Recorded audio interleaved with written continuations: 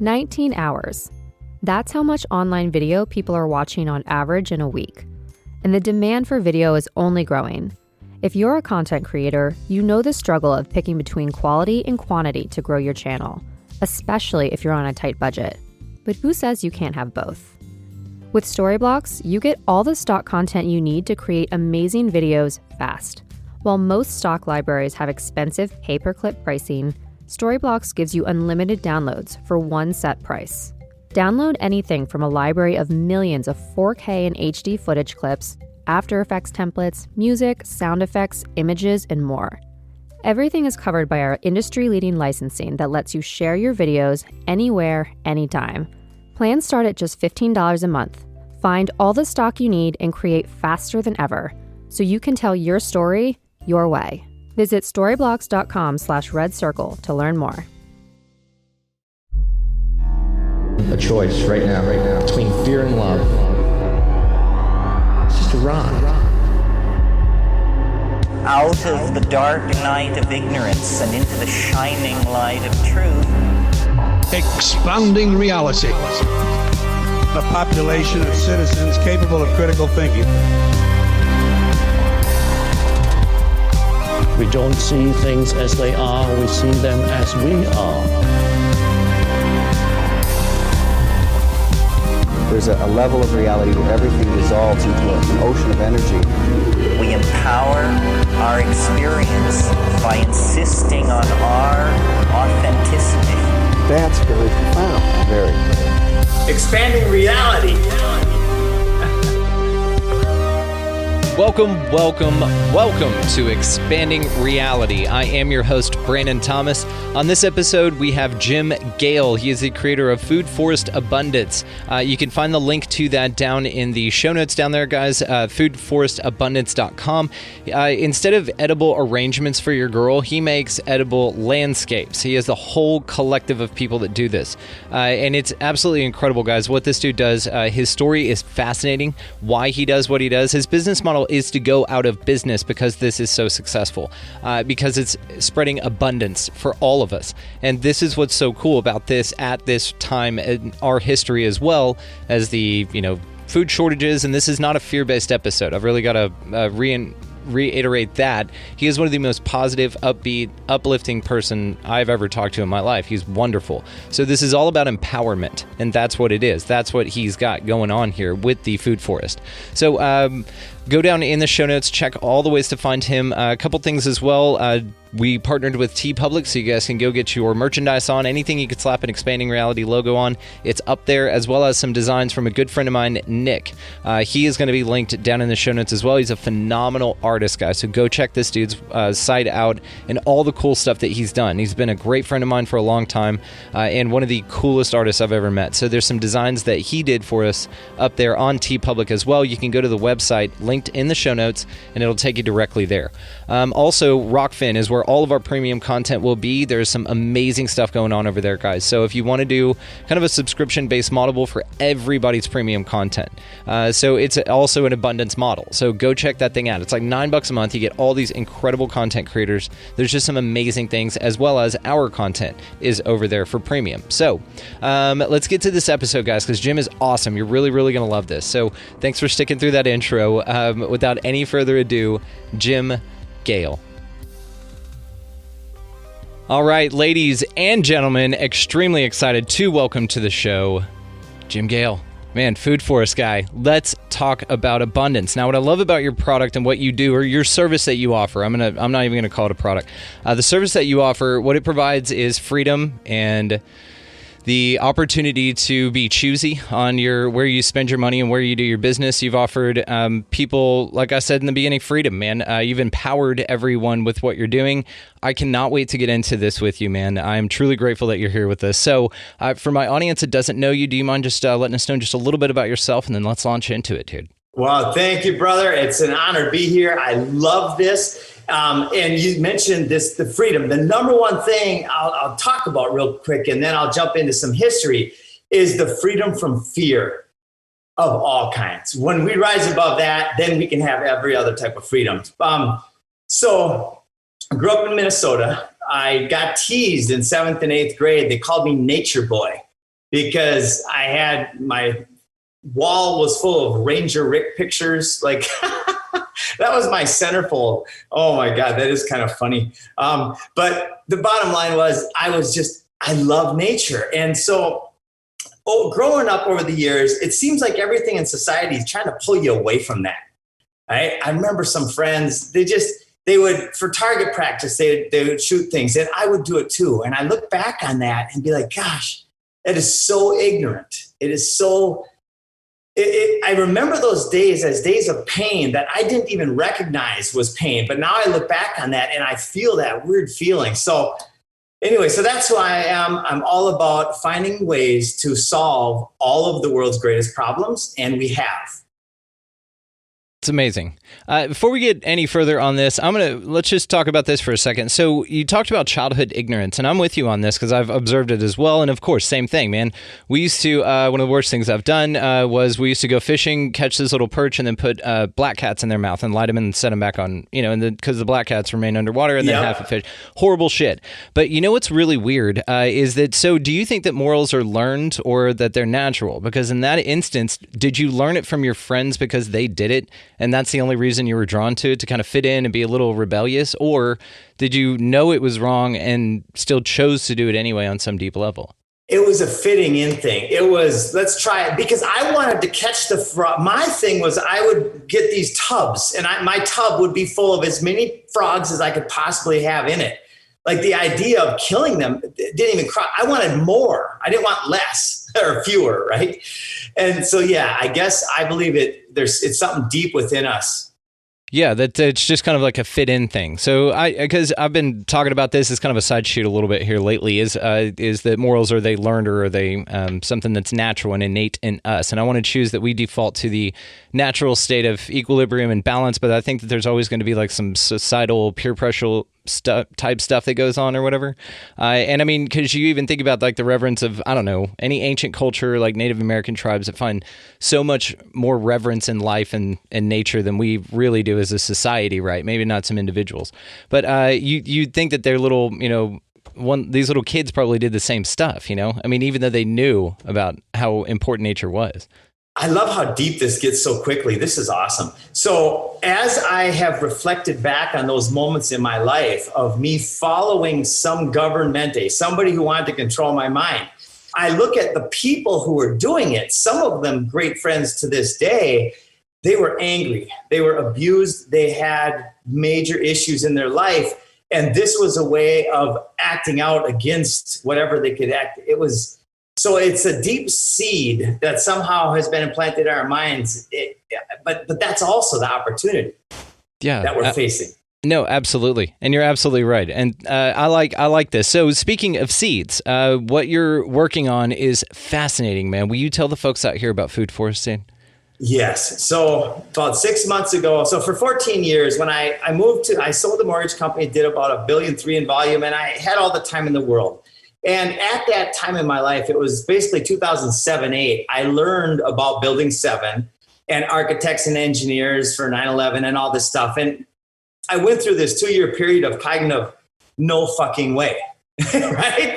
There's no way that the Pledge of Allegiance is really the Bellamy Salute. There's no way that all of these things are mind control. And then I realized that, well, that's the only thing that makes sense, right?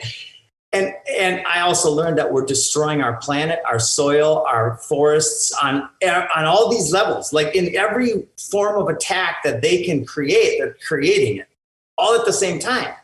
So our business is a culmination of everything I love in my life and every strategy I've ever learned and everything I've ever experienced put into a business model that is radically expanding and going to change the world. Absolutely. No, it really is. Like the way that you do this and your approach on this is fascinating, man. This is the thing that we need to be doing. And like I said, it's empowering. This does free you from fear. This is one of the main things that you can do on any level, at any degree, at any scale, because it's all scalable, right? That you can do this anywhere. And I've heard you say it on Tinfoil, anywhere you can grow grass. This is where you can do this. And it's fascinating to me. So if you don't mind, just walk us through a little bit more about what you do with Food Forest. What is it all about? So we design and install food forests or edible landscapes for people. And we design them in accordance with natural systems. So they mimic nature. And so people say, well, how much effort is that? How much work is that? And that's the number one thing. I don't want to be a farmer either. I don't want to be in the soil doing that kind of thing every day, all day long. So what it's meant to be, what we are meant to have, is not a utopian fantasy like this idea of the Garden of Eden, where it's literally the next logical step. It's how it should be for us. So we design systems that mimic that are literally less maintenance than the American lawn. But what's really interesting about it is that people did this. Before we moved into cities and stuff, this is how everyone lived. And this is what's so nice about this. I think that, and we'll probably get even deeper on this. Thank you for jumping in on that with me. With the bifurcation of the ideas of transhumanism, which is really what's going on with this whole push of the unauthentic everything, man. Like you said, with the forest, with the water, with the skies. I mean, I just had Matt Landman on, Frankenskies director, and his big deal is with the geoengineering projects, and we know that this is going on. It's like a terraforming to roll out this transhumanist type agenda to where everything is so unauthentic and so fake that you have to adapt it, or they will change you, which arguably they're doing, to make you more suited to this crappy, unnatural type environment. And what I love about your idea and why this is so cool that you're on here, thank you, Mark Steves, is that there is this split on the other side of folks like me and all of the Soul Tribe, everyone that listens to this show, this community of folks out here that aren't having it, man. We're not doing the thing. We're not doing all this other crap, and we want to get back to the natural things. It's like we tried it this way. Okay, it's cool. Netflix is fun, and you could still kind of retain maybe some of those ideals, but there's an element to the rawness of life that we've just missed out on, man. And you're helping us to reclaim that, something that needs to be regrown in our culture. And that's literally what you're doing. It's awesome, man. You're offering this, opposition to the transhuman agenda. And I think that that's exactly what we need, man. Yeah, I do too. And I like to shine a light on the people, the foundation of this movement, and talk about how it is that I'm sitting here with you talking. It's just, in my mind, it's about putting together pieces of a puzzle, right? Or if you want to think of it as a linear chain, you have to connect the dots.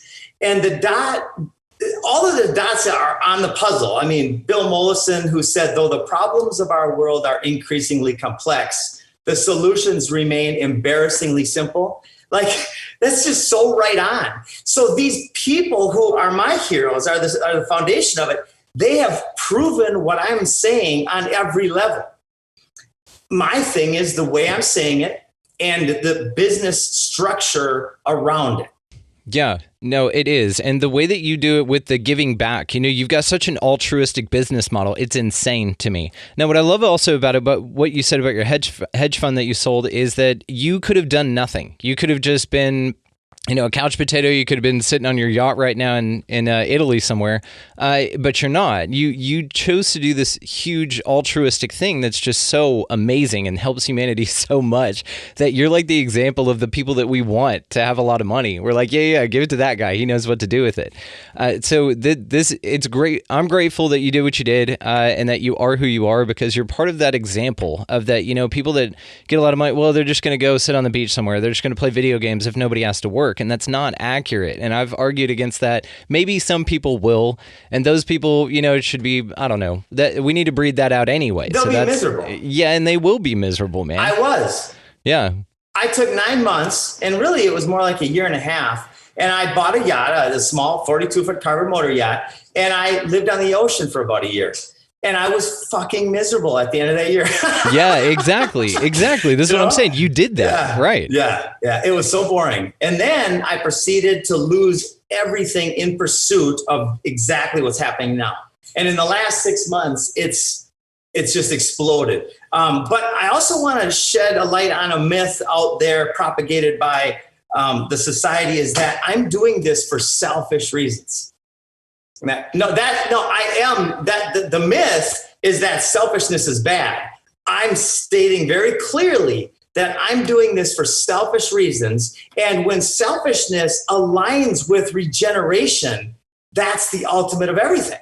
Because our business model is completely screwed in 15, 20 years. Yeah. Because everybody's going to have food. Exactly. Yeah. Which is your goal, is to tank your business. That's amazing. Yeah. That's the goal. Yeah. It's absolutely incredible, but it's so awesome what you're doing, like I said. So just keep moving forward, man, because that whole selfish thing, I agree with you, because this is a self-perpetuating, wonderful thing. This is the law of abundance and manifest right here. Yeah. This is amazing. Yeah.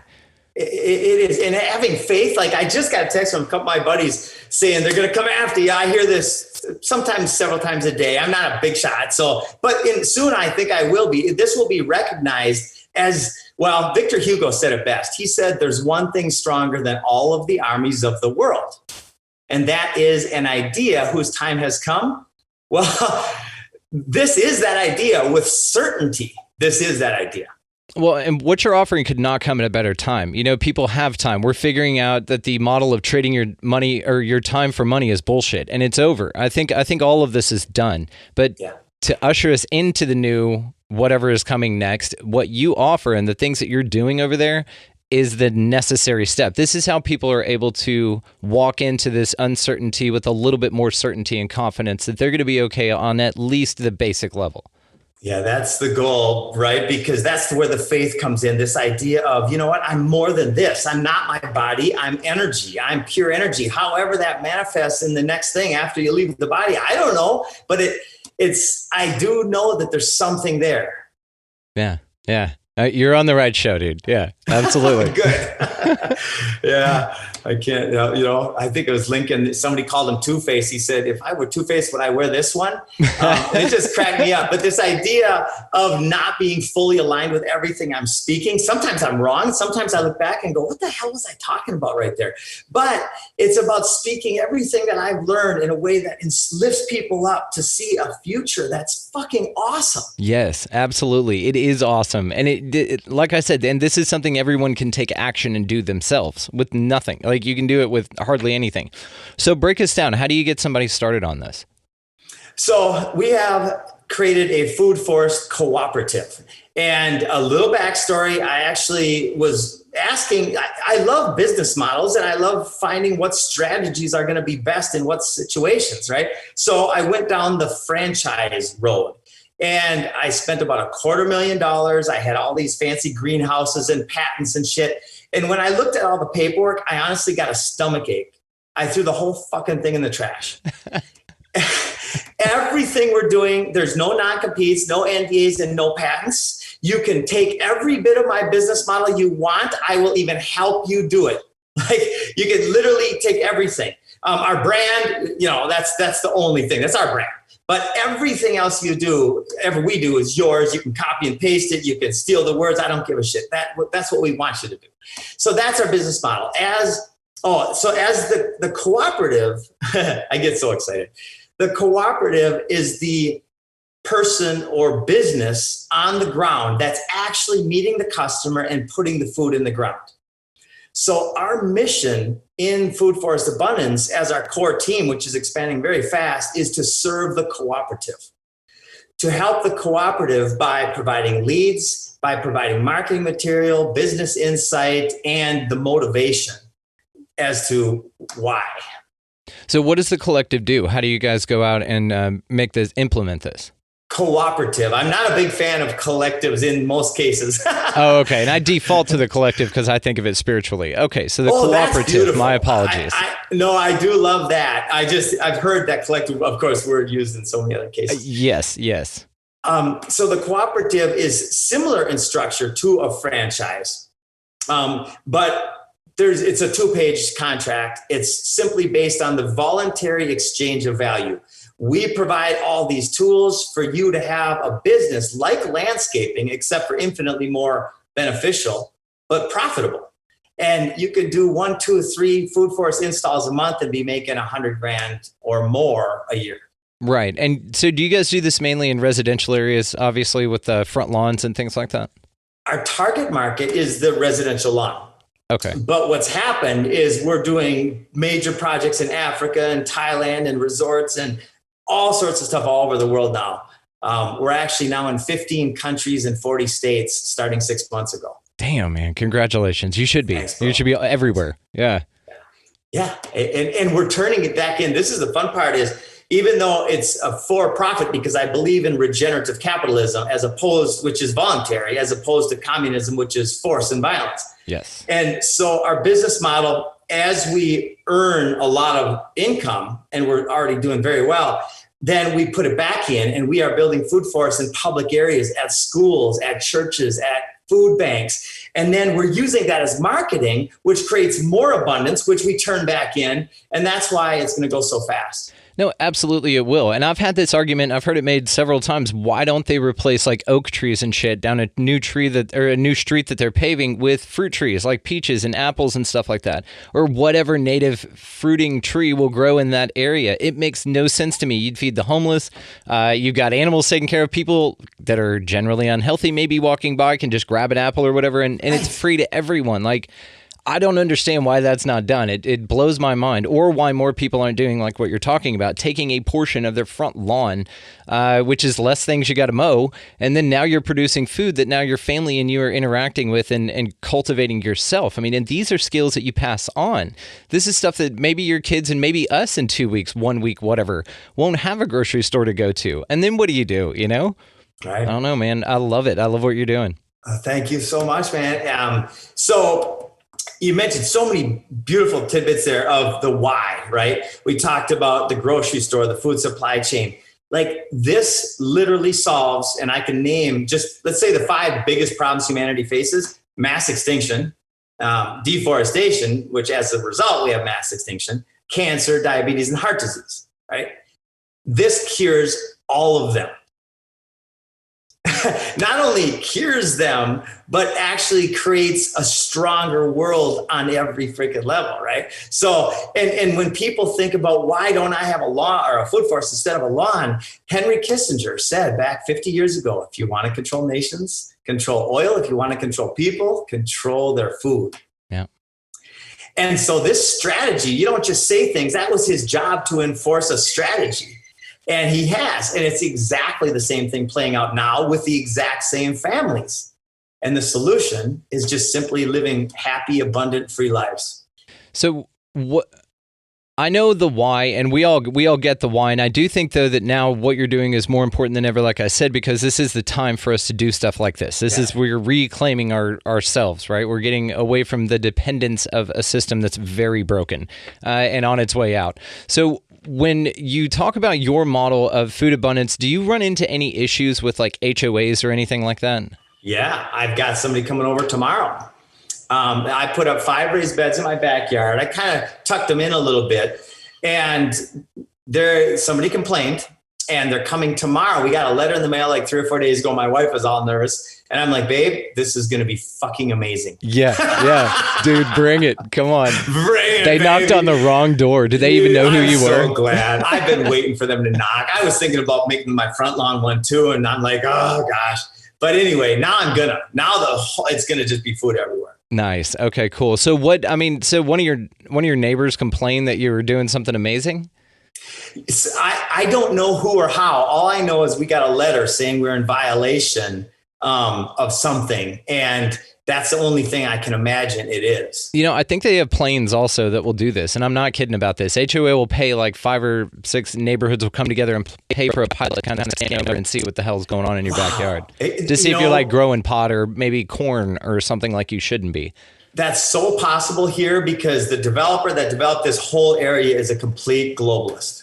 Yeah, there you go. And I mean, and even more nefarious, they're probably flying over while you and your wife are hanging out in the pool with the kids gone, you know what I mean? And doing some other shit, man. You never know. And this is why this HOA thing is important. So what's going to happen? What do you think will be the results of when they come by? I think that I'm going to talk to them about what's happening with the global food supply chain and regeneration. And I might even speak to their gods, which is the carbon footprint, which is a complete bunch of bullshit. It's a pillar of control. But anyway, I'll speak to them in language that they understand. And then if they still decide to go forward, I'm going to say, okay, I'm going to double down and I'm going to video the whole process. And we're going to have a fight that goes all the way up. So you have an argument based on the food shortages. Because that's easily provable, right? I mean, food shortages, the trucking industry, obviously everything has been interrupted. Yes. And again, we actually had one of our designers, her name is Crystal, actually write down a bunch of narrative that fits their model, right?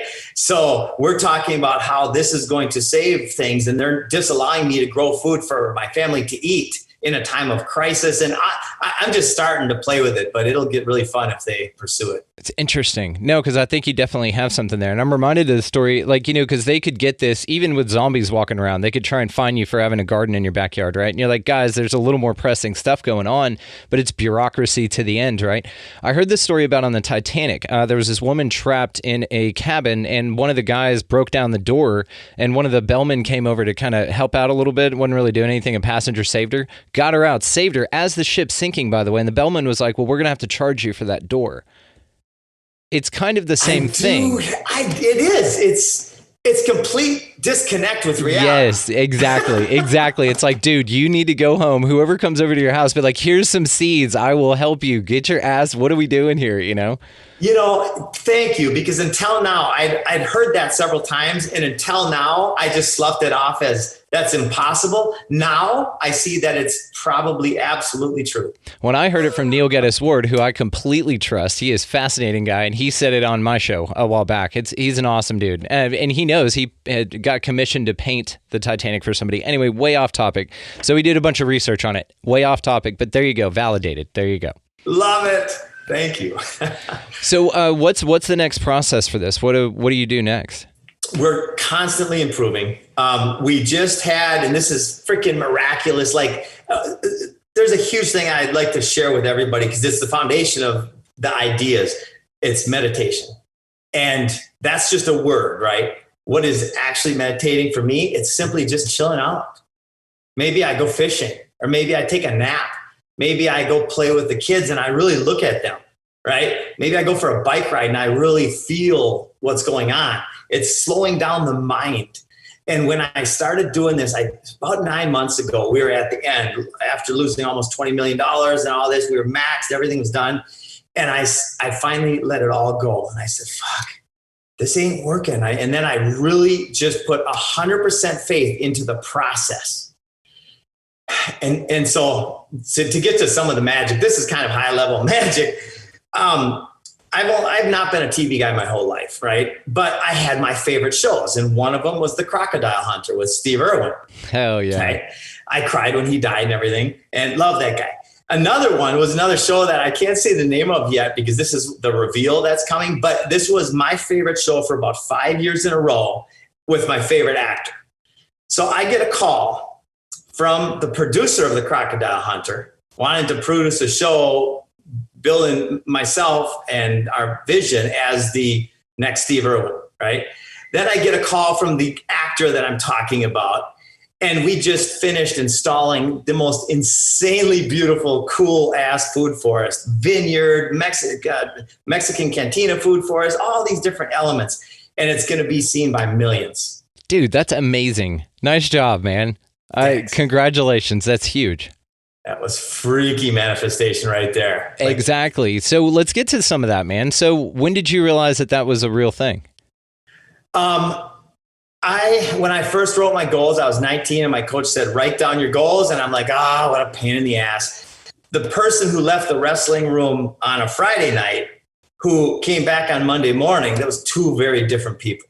So that's when I learned about that. Really? So what happened in the interim that weekend? So all you did was write your goals down? Yeah, I had failed the last 3 years of wrestling of my life. I was told I should get out of wrestling. I wrote my goals, and I wrote that I wanted to be a 3-time All-American and national wrestling champion in college. I handed them to my coach, and he laughed almost out loud. Like, he sat back and he said, these goals are kind of lofty, don't you think? And then he proceeded to tell me basically in a subtle way that there's no way in hell. And I laughed because it was too late. I had already imagined a compelling future. And then 4 years later, I was a 4-time All-American and national champ. So you were able to jot this down with no real understanding of the law of attraction or manifestation or anything, and you just kind of said, okay, I'll try this, and then just believed in it and then made it happen? Well, okay, I do have to give really, without Dennis Waitley, The Psychology of Winning. I had listened to that on a car ride to Texas and back like 2 weeks before that. Gotcha. Without that, I could have never done it because I wouldn't have imagined it. Well, but it's still psychology. It wasn't the woo-woo part of it. But what I find interesting about motivational books like that and how to do that, and visualization is what they call it rather than manifestation, which I think it's interesting because when you get into the concept of manifestation and spirituality and how it all ties in, I find that I would have rather have been a little bit more ignorant to all the woo, and I would have done it the way you did. Like, because I think I get in my way a lot. I think that I kind of know too much about it, you know, and I'm kind of screwing it up, right? Which then makes it just amplifies in either direction. When it's on, dude. But sometimes I feel like I know too damn much about it. But I think that that's awesome, man. So how is that practice of manifestation, if you don't mind me asking, evolved for you personally? It's the foundation of every joyful thing of my life.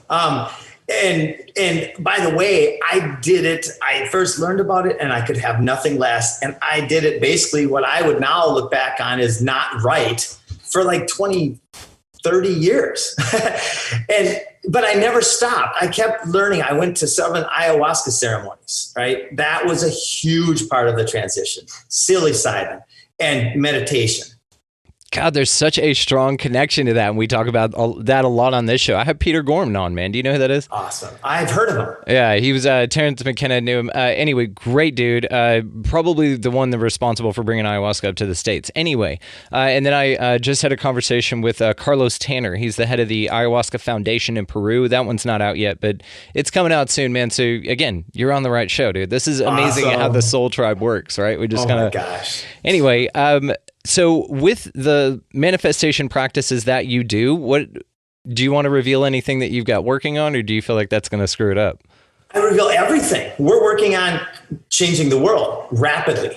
Okay, so just as an example, like people always go, like I've never met anybody who go instantly just goes, oh yeah, let's do it. Right? There's always kind of a cognitive dissonance period in the middle from this is completely impossible to, oh my God, this is possible.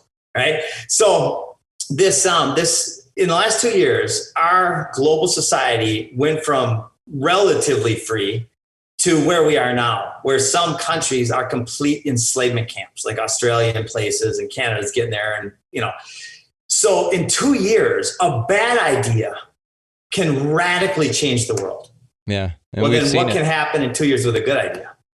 Dude, this is it, right? It's just shift the vibration. And we talk about it a lot, but it is that 100th monkey thing. I think that we're almost there with that idea. I think that really with the amount of people, I'm going to use air quotes, waking up right now, I think all this really is just to look around at your world and go, hang on, that's not what I'm seeing out here, you know, and it's when you start questioning. And then when you start looking at models like our food system, for sure, you see that it's a broken damn system and that you are absolutely fucked if anything happens. Absolutely fucked. Unless you call Jim Gale. And that's how you do this. So what else you got going on over there, dude?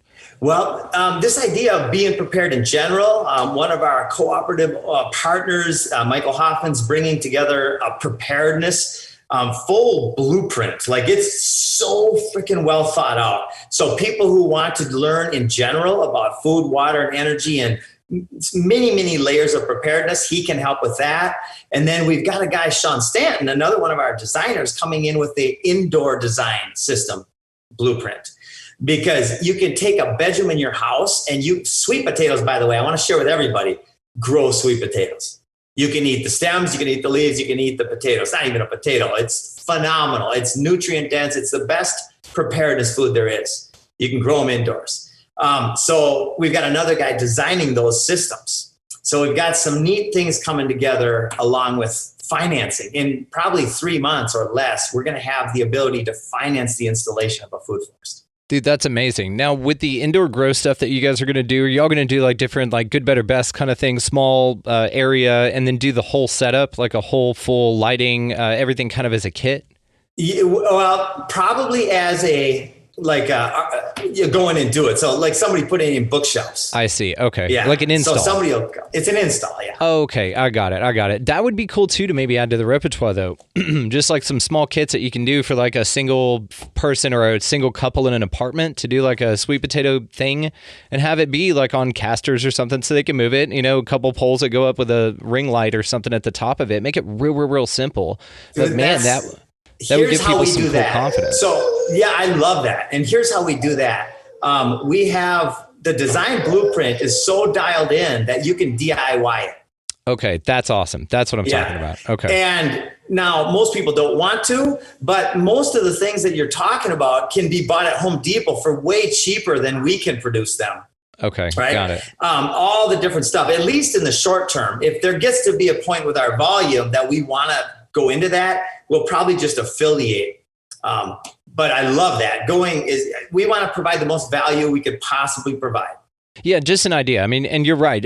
You can DIY a lot of stuff, which there was a big movement for a while. And I think a lot of people realize that they're not as handy as they thought they were. And so the DIY thing, I feel, kind of fell off. But then you also had some people going like, dude, I'm a damn carpenter. I didn't even know that. That's amazing. And so maybe I'm just like you said, and affiliating, I think, would be a great way to go just logistically on that end. But to do it and then offer that as something to where people who aren't necessarily that handy or don't have the time, maybe they're super handy, they just don't have the time. And you send them a pre-made kit, basically. They kind of IKEA together. Exactly. No, you're 100% right. It's all a time thing. If somebody can hire something out at X dollars, but they find X more dollars in their value to do something else. Yeah, absolutely. And by the way, the carpenter that you just referenced, we want to help that guy have a business of installing these. Exactly. This is also a great thing that you're doing over there. So tell us about that, man. So that is the cooperative. We find people who are already in the business of helping people grow food, permaculturists, landscapers are fantastic. Like we've got so many landscapers coming aboard that are now going to become foodscapers. And it's a brilliant thing for them to offer too, because now you're offering something that the other guy's not. Dude, we'll put in food for your family, on half of this or on this back corner or something, instead of these azaleas or something that you're going to kill anyway. You might as well do this, right? And it's another service. It adds value to that landscaping company. And then they see the value in it for the family that they're doing it for. It's a badass model, dude. It's top down amazing. It's really, really, really, and thank God for these amazing partners and things too. Like, I mean, the partners that have come in, I'm not good at details. I hate dealing with Verizon and whoever these people are that have all the power over my internet, right? Yes. So thank God for the detail people, because I'm very much into like neurolinguistics and this idea of using your mind functionally, as well as finding the ways to just meditate and let the ideas flow through. And I'm always asking, how can we be more efficient? And then the team is coming in with this mind-blowing ideas. So anyway, and the team becomes everybody. Exactly. It's just a network. It's a soul tribe. It's the collective. I love it. So what about, that's beautiful. What the hell was I going to ask you? I don't know. Keep talking. You're doing great. No, I'm having I lost fun, it, man. A couple little mind-blowing things, like a seed. If you have a handful of seeds of, let's say, 50, 80 diversity, which you can hold in one hand or easily, small seeds, that might be worth more in 6 months from now than an ounce of gold. Yeah. I could see that for sure. Yeah. And let's hope not, right? But there's two different types of motivation, towards and away from. I'm a towards guy, right? If people try to scare me into doing something, I automatically resist doing it unless it's actually logical too. Right. You're like, hold my beer every time. Yeah. But also, so there's that. And then there's this feeling of upliftment, of resonance with something so fucking epic that's where, when you get to a certain level of vibration, like Tesla said, if you want to think in terms of change of the future, think in terms of energy, frequency, and vibration, right? So raise our vibrations is the main point of everything. Absolutely. Have you looked up your human design chart?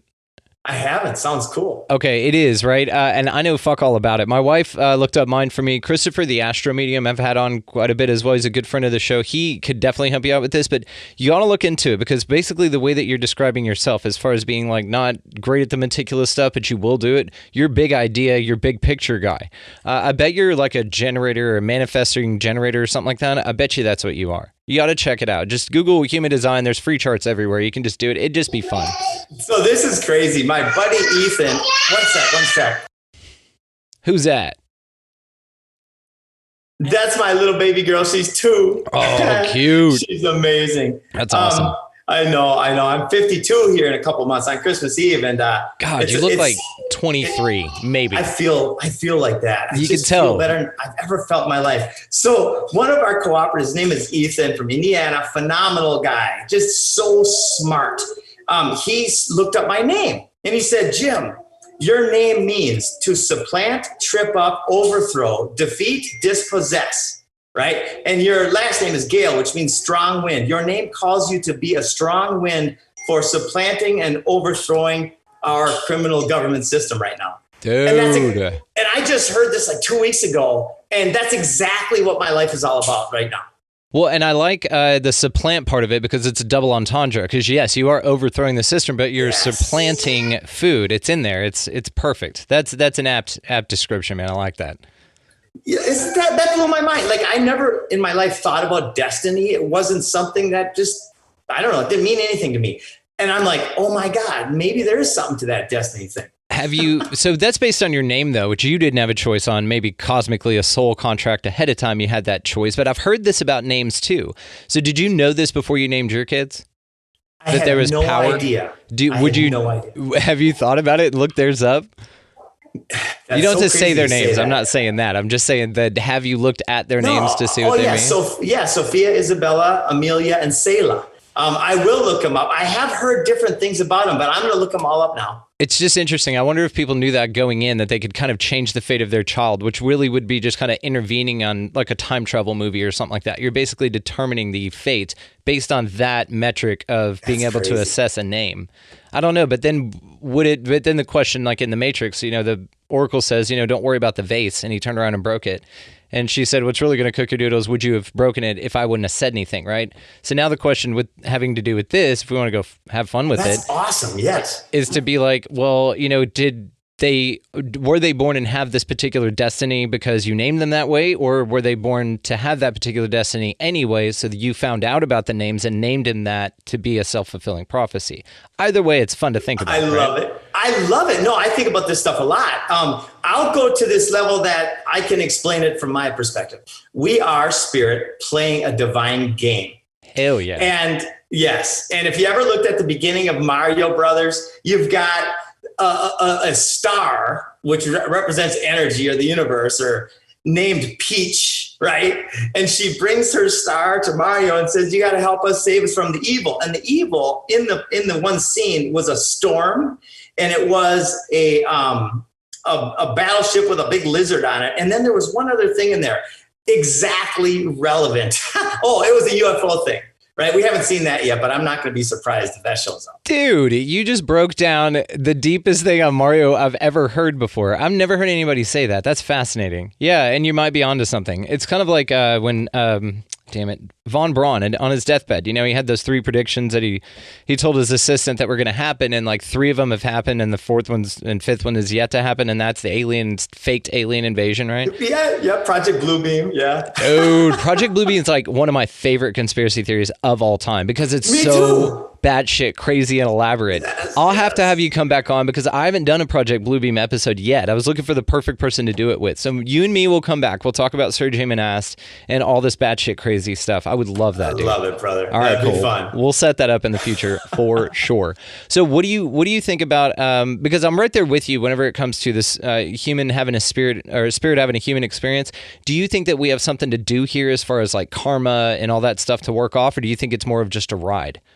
I think I want to win. And winning to me means helping to manifest the Garden of Eden, which is the destiny, the winning the game. I mean, to get to enlightenment, which in the Garden of Eden, they go hand in hand.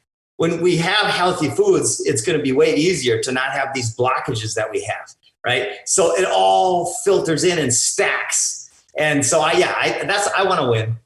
Okay. Do you think that's, though, a trait of yours, like a personality trait based on just your competitive nature? Because you're real altruistic and you're sweet. And I've heard you mention again on another show that even in sports, you would play, I think tennis is what you were talking about, and you would play, somebody else would win, and you'd go high-five the hell out of them. I do this whenever I play with my brothers and dad at cornhole or something, and I'm always like, oh my God, that was awesome. And they're like, he's not on your team. I'm like, dude, I'm just happy that we're all having fun and that everybody's having a good time. Like, they want to talk shit and then get like upset at each other for, I don't know, like beating each other. I'm like, well, we could still do that, but we'll hug it out at the end, right? Or I'm happy for you. That was an awesome shot. I don't care whose team you're on, right? Right. I have evolved to that intentionally because I used to get mad, and it was always, when I look at it, it was always at myself. Mm-hmm. But that's kind of embarrassing. So you want to project it outwards, right? Yes. Like, yes. I can't, wait a minute. What am I fucking mad at myself for? Like, you're doing the best you can. Anyway, I started letting myself have a break. And nobody was ever been a bigger critic of me than me. Well, there's been a few actually that were pretty big, but but yes, it's an internal thing. Okay, so complete left field. If you could change anything about the next world, right? There's this idea that we're creating a new world. I mean, I know the food forest thing, but maybe if you want to go a little bit deeper than obviously what you do, which is obviously something you're behind and you're great at, but anything that you would change about the new world, what would it be? It would all be in alignment with this vibrational reality and raising our collective consciousness. And to use that word, because that is a reality. I mean, there's no real separation as you get into the microcosm of things, right? We're just so what was the question again? I was just curious about, like, if you could change or remove or add or do anything in the news system or new world, totally. What would it be? I would keep all the good stuff, all the fun stuff, all the technology, all the wonderful things that pretty soon we're going to be having our own jetpacks and flying around. Like, that sounds badass awesome. I want that, right? So technology is not evil. The evil behind technology is evil. Thank you. So we want to find ways to decentralize everything. That's the number one thing. No, I'm completely with you. And then the, baby with the bathwater type idea to where we're just going to go live in huts, without electricity and grow food. That's not what we're talking about. We're talking about, like you said, all the good things get to come too. Like, that would be awesome. Why the hell would we throw all that away, right? We would just do it better. We would get back to the Tataria or the Tesla idea that there's endless electricity everywhere out here, and we would just give it to people. So what about aliens? What do you think the hell's going on with that? I think that in fact, I would say I go beyond thinking. I'm almost certain that they have been developing technology to brainwash the people, to scare the people. I'm 100% certain about that. That's the foundation of govern, mente. Govern is magic, control, and mente is mind, right? So what do you think about it? I'd love to get your take. I'm not super studied up on it. About aliens? Right. Yeah. Okay. Well, I've got a lot to think about it. So do you think that they're more of a nefarious thing based on what you just said, that they're like mind controlling everything, kind of like in They Live? Do you think it's one of those situations, that John Carpenter movie? I think it could absolutely be. I've loved David Icke forever, and he really goes deep on it, but I'm not ruling anything out. What do you think? I love the David Icke stuff too. It's so much fun. I call the people in charge lizard people. And like I said, Matt Landman just recently came on, so this is fresh in the mind. But he said that whenever he puts himself in the shoes of the people that do all this crap, they're not human beings. They're not humans that are doing this shit to us. And I've had this feeling about these goddamn whatever they are, because that's the big thing too. Nobody knows what the hell this is. And the more you look at it, it changes into like a million different new forms. And it's not solid. It's really, really... I'm going to say dishonest, you know what I mean? And that's how I feel about the abduction phenomena as well. And I was talking to, I just had Kathleen Martin on, and she is the niece of Betty and Barney Hill, the first abduction case in the U.S., right? And back in 1961, yeah. And so she's had a lot of experience talking to these folks and dealing with this stuff. And they can screen memory you like crazy. They can make you remember things that didn't happen or what they look like that didn't happen. Or they can make you remember 4 or 5 of them, but not a whole room of other entities that might be there. They just erase erase that part from your mind. Plus, they do it at night when you're sleeping. They do it without your permission. I know some people say there's like a soul contract and you agree to it. I don't know, man. I don't necessarily believe that. I think that they make you feel like it's a good idea. If I'm going real low vibe with it, that's what I think. But then the other side of me is like, well, it's entirely possible. And then I'm a boundless optimist that they are here to help and that they just can't reveal themselves to us because look at what we do to ourselves. I mean, you look what we do to other human beings and animals on this planet as a species. You know, not you and I, but you get what I'm saying. I do. Why the hell would they land here looking this freaky thing? And maybe they're way more vulnerable than we think that they are physically, like they can be killed, you know. I don't know. I think anything is possible in a holographic universe, a simulated reality of our own making universe. Yes. And so for that reason, and for that reason alone, I think that there could be demons and phantasmas and everything that is out there in our thought world could potentially be a reality in a world that we create. Exactly. And even J. Allen Hynek got to this at the end. Terrence McKenna talked about it as well, that it's a psychosomatic phenomena. It's all us doing it. It's us creating everything. Yes. Whenever you look also at depictions of stories back in the day, like ancient peoples talking about Wendigos and Bigfoots and stuff like that, maybe that too, all a creation of our own mind, and we're just super powerful.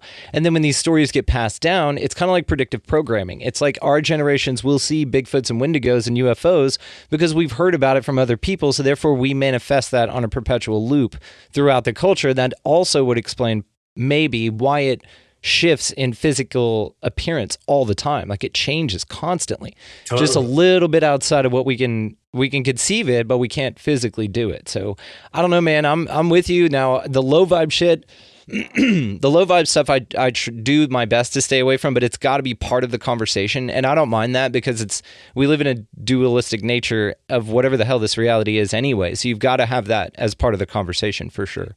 I think that is the game we're playing, is manifestation, is creating from the friction. We've created more in the last 2 years as a society in some areas than we've ever created, right? In many areas, the general collective knowledge that's out there has come together at an expanded rate, right? So I think that the friction makes that happen. And without the yin and yang, the dark, all these different things, we couldn't have it. We couldn't have the existence that we have. And sometimes it goes way over this way. Sometimes it goes back this way, but it's always swinging. Yes, could not agree more. And I think that yin yang is very important to exactly what's going on right now as well. I think that part of this spiritual awakening is because people got lazy. This time in our earth, is kind of happening and changing in dimensions, however you want to phrase it, but there is a mass change happening. You've got to admit that. People have got to be feeling that on some level. You could feel it in your soul no matter what side you are on this thing, right? But I mean, maybe the evil came out and said, okay, well, we're your dark side. You've got to go into the light, guys, and you're not doing it on your own. So boo, and they just scare the hell out of everybody and then just shut everything down. Now you roll out all this crap and we know what I'm talking about. I just want to be able to put this on YouTube, so we're not going to talk about any specific words. So I just want you to be able to expose to that audience. So dude, Jim, let me ask you this then. What's your go-to get pumped up song? Like the most underrated band that like you listen to, that's your go-to every time it's going to make you feel better? It's always a different song. Like sometimes when I'm listening to music every week or so, a song will hit me where I'll have tears of joy. And I don't know exactly how that always triggers, but it's never the same song twice. Okay, that's interesting. Yeah. So you just go for it. There's no I picture you as probably like a Ja Rule kind of guy. Do you jam out to that? Is that your jam? I don't know. I don't know that one. Ja Rule? Yeah, I don't 90s hip hop artist. I'll send you some stuff. You're gonna love Ja Rule. I'm gonna get you hooked on that. All right, cool. I love it. Well, dude, I cannot thank you enough, man. This has been amazing. You're a super cool dude. You do a phenomenal thing. I'm gonna link, of course, all the ways to find you, Food Forest Abundance, down in the show notes, as well as anywhere else that you'd like to be found as well. Guys, go check this out for sure. You just heard him, guys. Jim Gale, deep, amazing, altruistic. At least go look at what he's talking about and go definitely spread the word on this. Jim, dude, thank you so much, brother. You're welcome any damn time. We got to do this again. Oh, for sure. Thank you, brother. We could talk forever. I appreciate you so much. And anybody, if you want to be involved, just get a hold of us. I'd love to talk with you personally. Hell yeah. All right, cool. Well, open-armed. He's here. He will be back, guys. Go check the show notes. Make sure that you catch up. Jim, dude, don't be a stranger, man. Let's do it again. Absolutely. foodforestabundance.com. Check out the links down there, guys. Go check Jim out. He is amazing, as you just heard. Completely altruistic business model. I love that he wants to go out of business. That's great. That's how you know it's legit. And it's just a very, very cool thing. So this is an amazing thing that you guys should all be doing anyway. I mean, I don't see why anyone wouldn't find the value in even just growing like an apple tree and just doing that, or grow your own lemons or something. It doesn't have to be on this crazy scale, but I have a feeling, because I did it, once you get out in your own garden, you're going to want to scale up a little bit, just because it's so cool when you start learning about the plants to plant around each other, which Jim helps you out with all of that stuff. So go down in the show notes, guys. Check that out. Linked down there also is our website. That is where all of the links to all the socials will be. TeePublic, our merchandise, is linked directly through there as well. And also Rockfin. You guys make sure you go check out Rockfin for all of our premium content. Great way to support the show and all these other amazing content creators. You've got Charlie Robinson and Macroaggressions. Of course, Amy Valaire's over there. She's so wonderful. She's got her stuff there. All the Sam Tripoli stuff. There's just so many amazing content creators that are over there. Whitney Webb, a ton of folks, guys. So just go check it out. Anyway, Rockfin's awesome. I'm grateful to be a part of it. And link is in the show notes along with the website. There you go. So go out into your week this week, guys. Take a look at Jim's site, man. He's really got some interesting things to say, and I know you guys are going to find it valuable. So just go check it out. It's very, very cool. While you are doing that, continuing on with the law of abundance and the model here that we all love and that I promote the hell out of because I've seen benefits in my life because of it, is just, go out into this beautiful place, whatever the hell this thing is, and buy somebody a coffee or a meal or a bottle of water or something super simple, guys. A book of stamps. It's a tiny little thing that makes a massive difference on a global scale, and you can see these ripple effects everywhere around you. It is one of the coolest things. I want that for all of you. Just try it. And if it doesn't work out, then never do it again. Whatever. Okay. Go also and be nice to every human, animal, entity, everybody you come across. Just be nice with a smile, or go out of your way to open a door for somebody. I mean, again, these are little things, but they make a massive difference. Trust me. While you're doing all of that and practicing the law of abundance, it is very abundant for you to get the hell out of the left-hand lane. We hate that. Pick up a piece of litter. Get out of the left-hand lane. Above anything else and all of that other stuff, guys. Go out into this beautiful place, whatever it is, and y'all just be good to one another. Thank you so much for listening. We'll see you next time.